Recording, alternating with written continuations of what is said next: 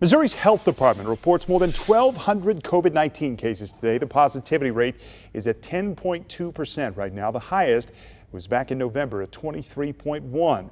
We'll get new numbers from Kansas tomorrow.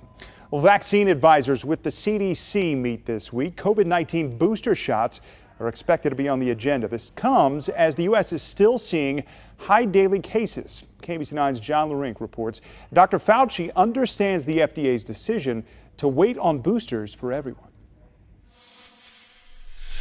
The Biden administration had hoped to start administering COVID-19 booster shots to the general population this week, but vaccine advisors to the FDA only recommended an emergency use authorization of Pfizer vaccine to people 65 and older and those at high risk of severe COVID-19. They didn't recommend a third dose for people 16 and older, citing a lack of data about the safety and efficacy of a third dose. I don't think they made a mistake, but the one thing I think people need to realize that data are coming in literally on a daily and weekly basis.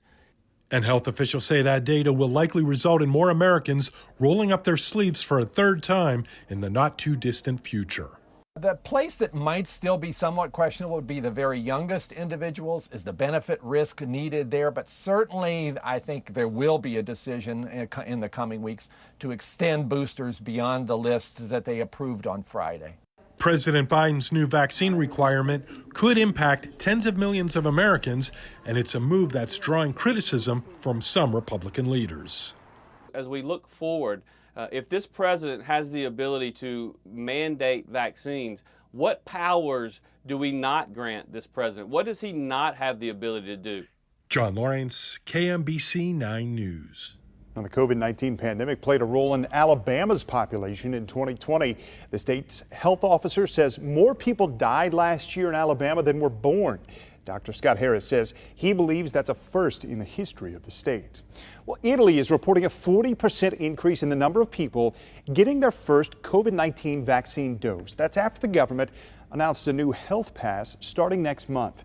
The pass is for all workers, public and private.